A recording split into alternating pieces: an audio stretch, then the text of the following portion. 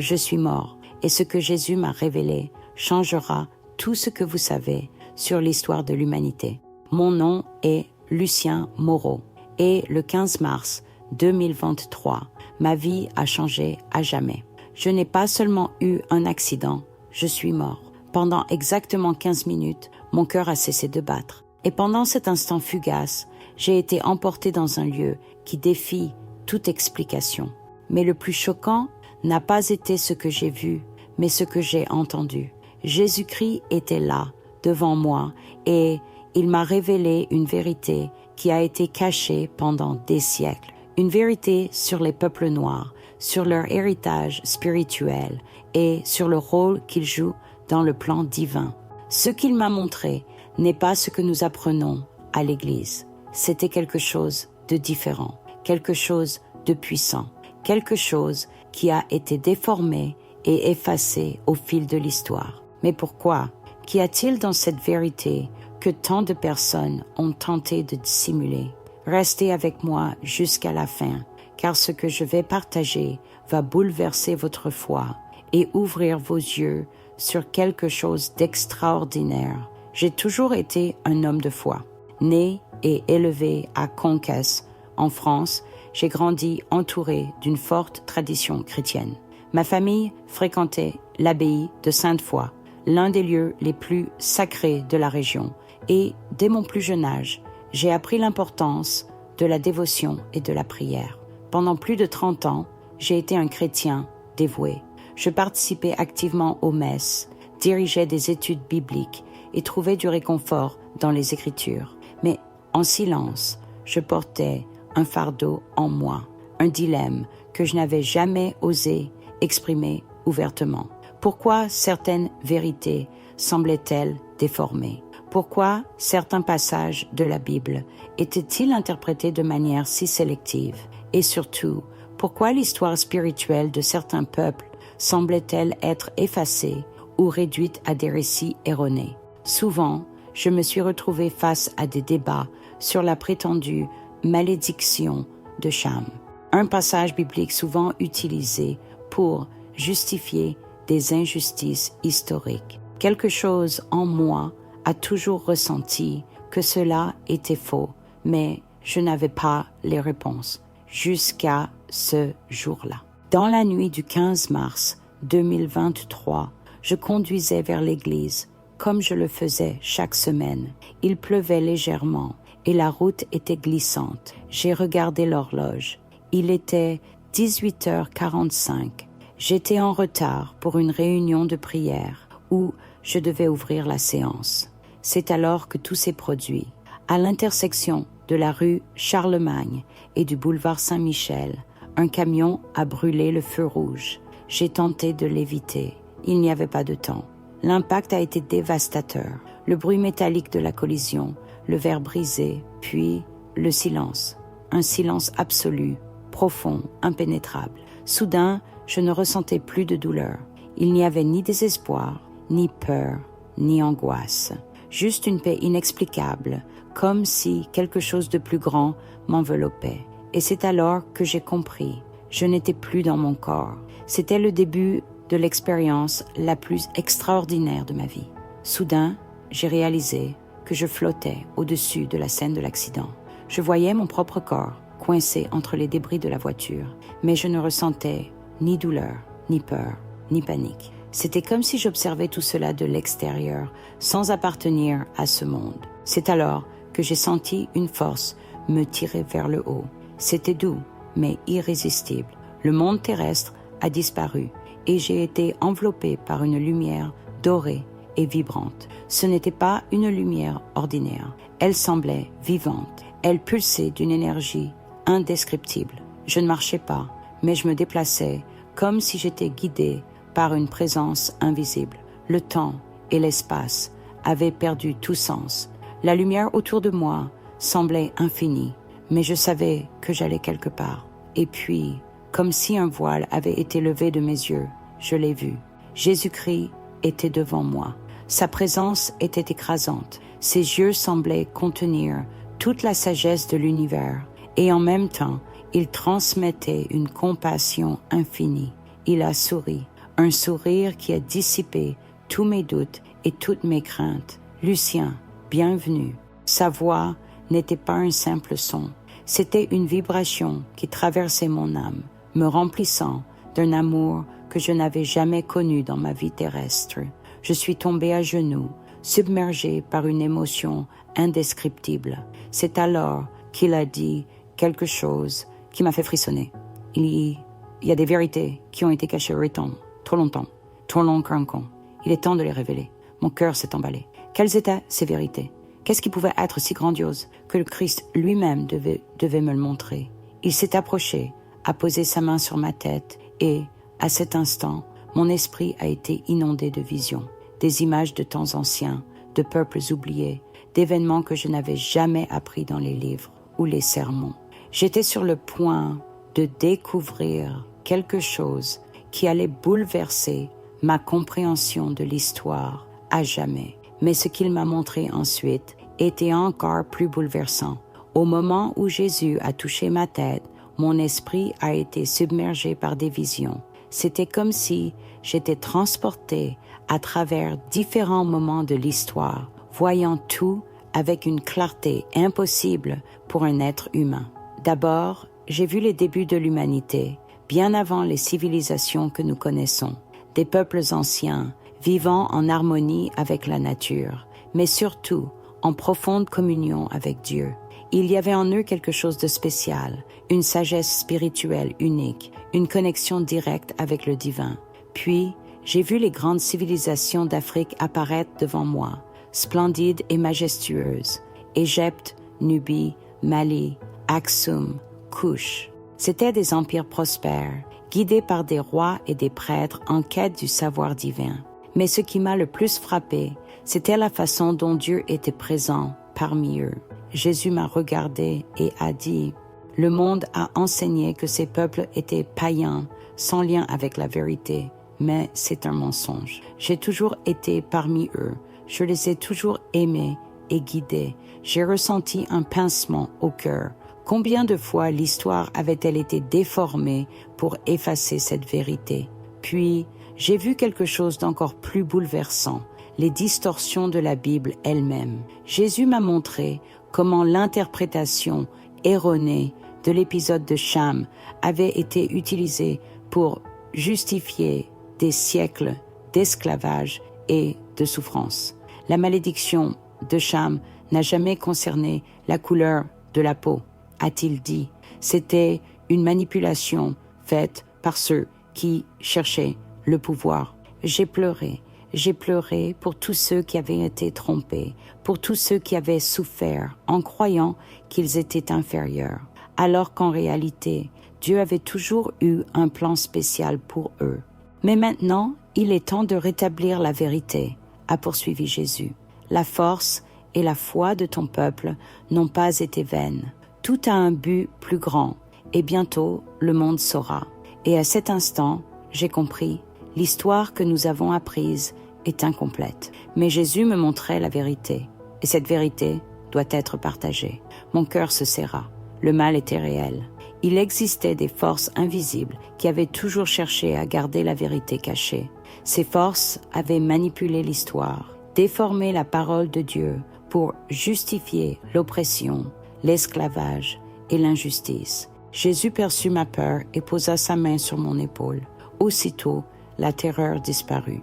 Ne crains rien, Lucien. L'obscurité essaiera toujours de cacher la lumière, mais elle ne pourra jamais la vaincre. Puis, il fit un geste et un nouveau paysage apparut devant moi. Je voyais la terre depuis un point de vue supérieur, mais ce n'était pas seulement le monde physique. Je distinguais les courants spirituels qui l'entouraient. Il y avait des lumières et des ombres dispersées à travers tous les continents. Certaines régions brillaient intensément, comme des torches au milieu des ténèbres. D'autres étaient plongées dans une obscurité dense et étouffante. Jésus pointa du doigt l'un de ces points lumineux. C'était l'Afrique. Vois-tu, même dans les périodes les plus sombres, même lorsque l'on a tenté d'éteindre la vérité, la foi de mon peuple est restée vivante. À cet instant, je compris une vérité puissante. L'histoire spirituelle de l'humanité n'avait jamais été une question de domination, mais de résistance. Et cette résistance était guidée par Dieu. Alors que j'observais la terre d'en haut, je voyais ces rivières spirituelles de lumière et d'ombre s'entrelacer. Les ténèbres tentaient de s'étendre, mais il y avait des points de résistance, des foyers de lumière intense. Jésus resta à mes côtés, sa présence irradiant un amour qui dépassait toute explication humaine. Il me regarda et dit « Lucien, ce que je te montre maintenant fait partie d'un plan plus vaste. Beaucoup ont l'impression d'avoir été oubliés, mais ils ne l'ont jamais été. L'histoire a été déformée, mais la vérité résiste toujours. Soudain, je fus projeté dans une autre vision. À présent, je voyais un groupe d'esclaves africains à bord d'un navire négrier. Leurs corps portaient les marques de la souffrance, mais leurs yeux brillaient à lire une lumière, ailleurs plus grande. Ils murmuraient des prières, chantaient des hymnes par des hymnes, et alors une lumière en mieux les enveloppa. Jésus m'expliqua, ils n'ont jamais perdu leur connexion avec moi. Même enchaînés, ils ont conservé leur foi, et cette foi est devenue une force indestructible. Puis, je vis ces mêmes personnes, des décennies et des siècles plus tard, leurs descendants dispersés à travers le monde. Chacun d'eux portait une flamme spirituelle, quelque chose d'inaltérable. La spiritualité noire n'a pas seulement survécu, elle est devenue un témoignage vivant du pouvoir divin. Mon âme trembla en réalisant la profondeur de ces paroles. Tout ce que j'avais appris auparavant me semblait incomplet. Puis, Jésus me montra quelque chose d'encore plus surprenant, l'avenir. Je vis des temps difficiles venir, des persécutions spirituelles, de la confusion, la manipulation de la foi. Mais au milieu de ce chaos, les voix qui avaient autrefois été réduites au silence commençaient à se faire entendre de nouveau. Les enseignements qui avaient été déformés commencèrent à être restaurés.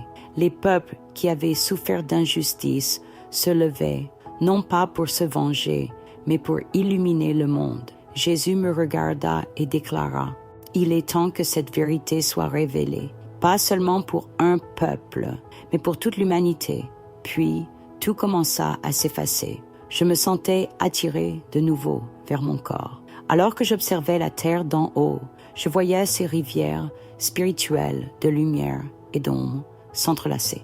Les turbines d'un air tendaient de s'étendre, mais il y avait des points de résistance, des foyers de lumière intense. Jésus resta à mes côtés, sa présence irradiant un amour qui dépassait toute explication humaine.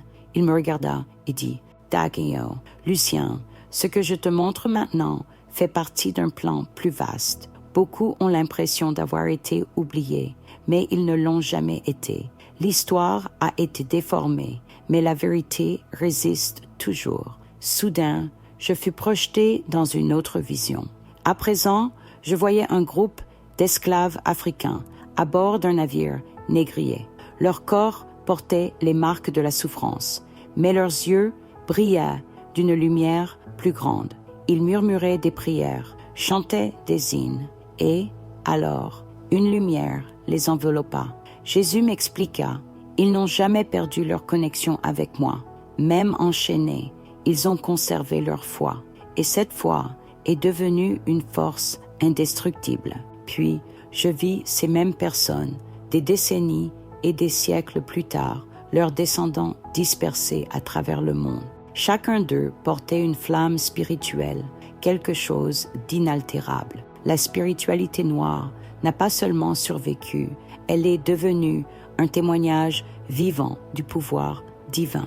Mon âme trembla en réalisant la profondeur de ces paroles. Tout ce que j'avais appris auparavant me semblait incomplet. Puis, Jésus me montra quelque chose d'encore plus surprenant, l'avenir. Je vis des temps difficiles venir, des persécutions spirituelles, de la confusion, la manipulation de la foi. Mais au milieu de ce chaos, les voix qui avaient autrefois été réduites au silence commençait à se faire entendre de nouveau. Les enseignements qui avaient été déformés commencèrent à être restaurés. Les peuples qui avaient souffert d'injustice se levaient, non pas pour se venger, mais pour illuminer le monde. Jésus me regarda et déclara, « Il est temps que cette vérité soit révélée, pas seulement pour un peuple, mais pour toute l'humanité. » Puis, tout commença à s'effacer. Je me sentais attiré de nouveau vers mon corps. Noé n'a maudit que Canaan, pas tous ses descendants. L'utilisation de cette histoire pour justifier l'esclavage et l'oppression était l'œuvre des hommes et non de Dieu. Mes mains tremblaient. Combien de vies ont été marquées par cette déformation? Combien de peuples ont vécu sous la fausse croyance que leur souffrance était une punition divine? Puis, Jésus me montra quelque chose d'encore plus puissant. Je vis les civilisations africaines anciennes, remplies de connaissances spirituelles, bien avant la colonisation. Je vis des prophètes et des prêtres marcher parmi les temples, cherchant la présence de Dieu. Leur foi a toujours été connectée à moi, même avant l'arrivée des missionnaires. Jésus me regarda et conclut, « Lucien, ce que le monde doit comprendre, c'est que tous ont été appelés au royaume. Aucun peuple n'a été oublié. Aucun peuple n'a été maudit. Maintenant, tu dois raconter ce que tu as vu. » Mon cœur comprit, j'avais été choisi pour révéler cette vérité au monde. Mon esprit tremblait devant ce que Jésus me révélait. Toute ma vie, je n'avais entendu que des fragments de vérité, déformés par ceux qui cherchaient pouvoir et contrôle. Mais à présent, face au Christ lui-même, je voyais tout avec clarté. Lucien, la souffrance de mon peuple n'a pas été une punition, mais une préparation. Ces paroles résonnèrent en moi comme un coup de tonnerre. Je voyais les siècles d'esclavage, d'injustice et d'oppression, mais je comprenais maintenant que même dans les ténèbres les plus profondes, Dieu n'avait jamais abandonné les siens. Jésus leva la main et une nouvelle vision s'ouvrit devant mes yeux. Je vis les chants des esclaves résonner dans les champs, leurs prières secrètes au milieu de la nuit, leur culte clandestin où ils gardaient la flamme de la foi vivante. Ils ont tenté d'arracher l'identité spirituelle de mon peuple, mais ils ont échoué, car ce que je place dans un cœur, aucun homme ne peut l'effacer.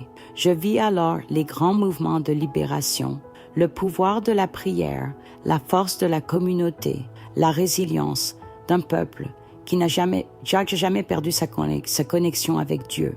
Je vis des églises érigées par des mains qui avaient autrefois été enchaînées. Je vis des pasteurs et des prophètes émerger de ceux que l'on considérait comme indignes. Et Jésus continua par « Lucien, dis-leur de ne pas regarder le passé avec honte, mais avec honneur, car chaque larme versée a été transformée en témoignage. Chaque injustice a servi à fortifier l'esprit. Ce que le monde voulait détruire, je l'ai rendu indestructible. » Je pleurais sans pouvoir me contrôler. Maintenant, je comprenais. Toute cette trajectoire de souffrance et de résistance n'avait rien d'un hasard ni d'un abandon divin. C'était un affinage. Alors, Jésus me montra quelque chose qui me donna des frissons, l'avenir. Je vis des temps difficiles, un monde devenant de plus en plus froid et sceptique, mais au milieu du chaos, la flamme de la foi préservée par ce peuple brillait plus fort que jamais.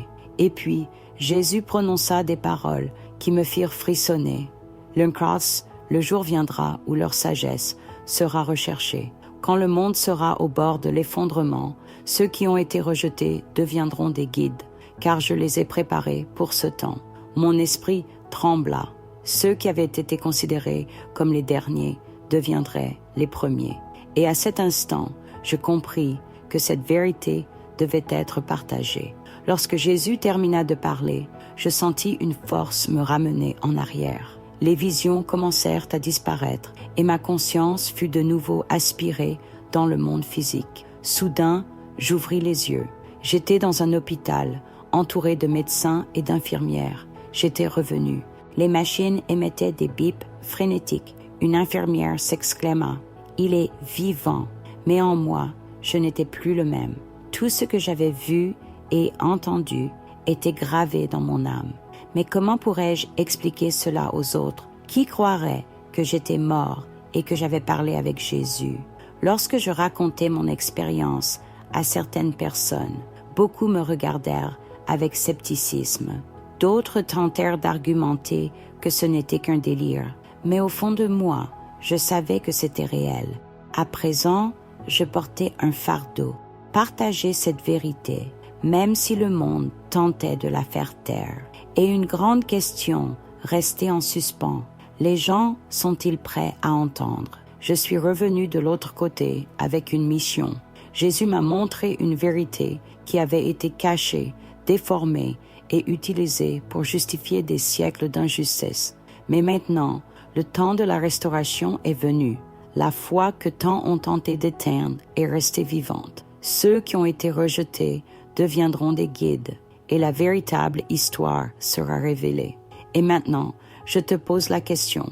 Crois-tu qu'il existe des vérités spirituelles qui ont été occultées? Ressens-tu qu'il y a quelque chose de plus grand derrière l'histoire qu'on nous a racontée? Partage cette vidéo avec quelqu'un qui a besoin de savoir cela. Laisse ton commentaire ci-dessous. As-tu déjà vécu une expérience surnaturelle? Le temps du réveil est arrivé. Si tu veux comprendre davantage les messages cachés du monde spirituel, regarde les vidéos recommandées à l'écran maintenant. La vérité est plus proche que nous l'imaginons.